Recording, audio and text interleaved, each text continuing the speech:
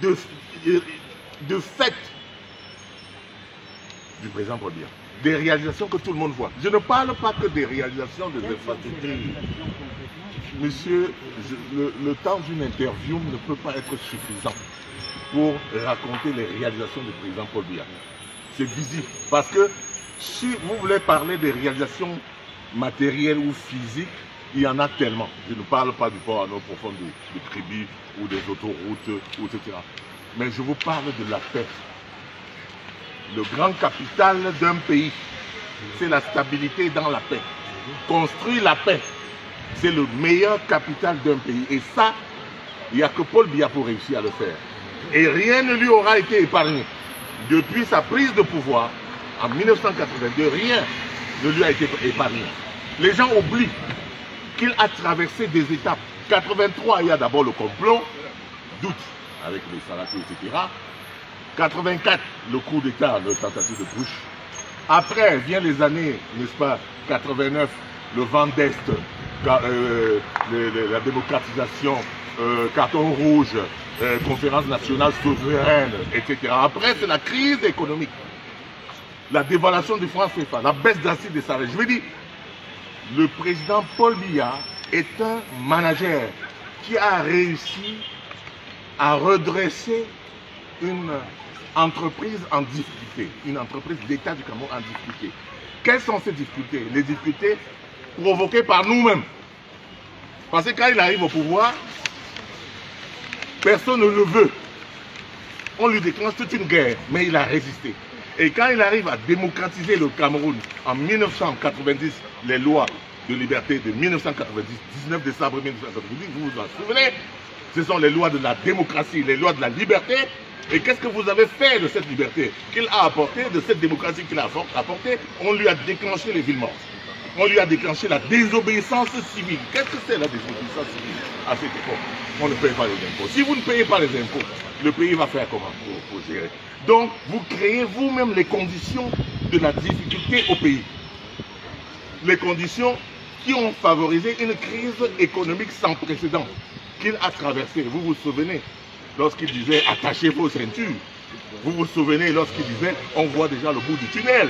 Ça, c'est autant de difficultés que je puis imaginer ici. Enfin, les présenter par image pour vous rappeler que ça n'a pas été facile. Excellence, revenons à ce qui nous réunit ici ce jour, le G20 qui renforce ses effectifs.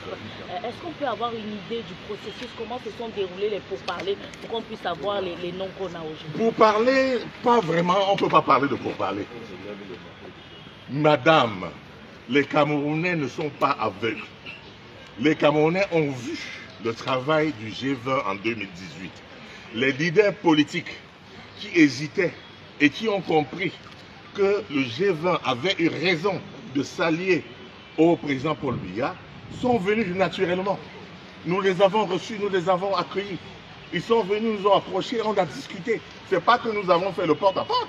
Non, les gens sont venus spontanément. On n'est pas allé chercher quelqu'un.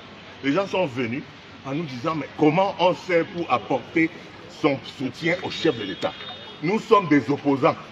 Mais nous sommes des opposants républicains, nous ne sommes pas des radicaux.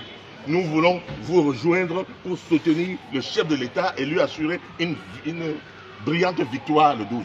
Voilà. C'est un coup de pied que vous avez donné à l'opposition? Ce n'est pas un coup de pied qu'on donne à l'opposition. Les gens pensent, madame, et vous êtes le véhicule de ces gens-là, qui pensent que l'opposition, ça veut dire que contredit tout ce qu'il y a au gouvernement, contredit tout ce que le gouvernement dit. L'opposition, c'est la construction d'une nation. L'opposition ne doit pas être là pour critiquer tout ce que le président fait.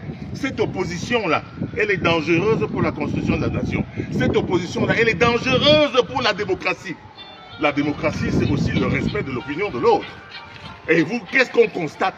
La fatwa contre ceux qui osent soutenir le chef de l'État.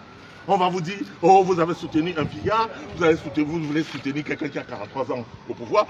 Voilà, c'est la fatwa, c'est-à-dire c'est le terrorisme de la pensée.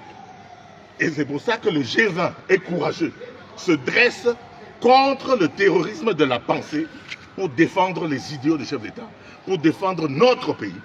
Oui, madame, on peut défendre notre pays en étant de l'opposition, une opposition républicaine, une opposition responsable. Le G20 change-t-il de dénomination? Non, non, nous allons garder le G20, quel que soit le nombre de personnes qui s'y ajoutent.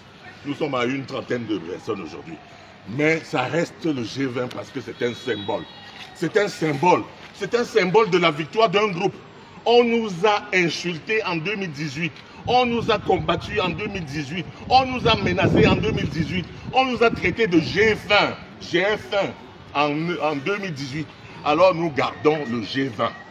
Allez dire que nous avons faim, mais nous avons faim de la vérité. Nous avons faim de la démocratie. Nous avons faim du développement. Nous avons faim de la paix. Et c'est pour cette raison que nous retrouvons le président Paul Biya, qui est le champion, n'est-ce pas, le mendiant de la paix. Allez dire que nous sommes aussi les mendiants. Nous sommes mendiants de la paix comme Paul Biya. Nous acceptons, nous, le G20, qu'on nous traite de G20, qu'on nous traite de mendiants. Nous sommes forts pour accompagner le chef de l'État. Et on va voir ça le 12 octobre. Voilà.